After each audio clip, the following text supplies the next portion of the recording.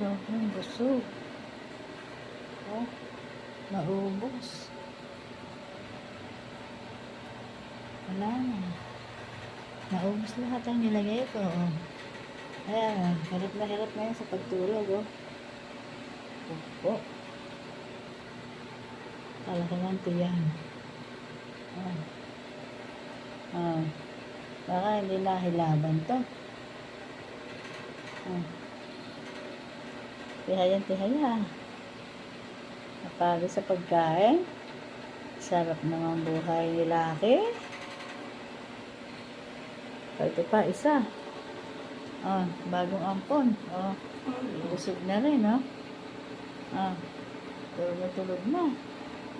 Kaya galing, ha?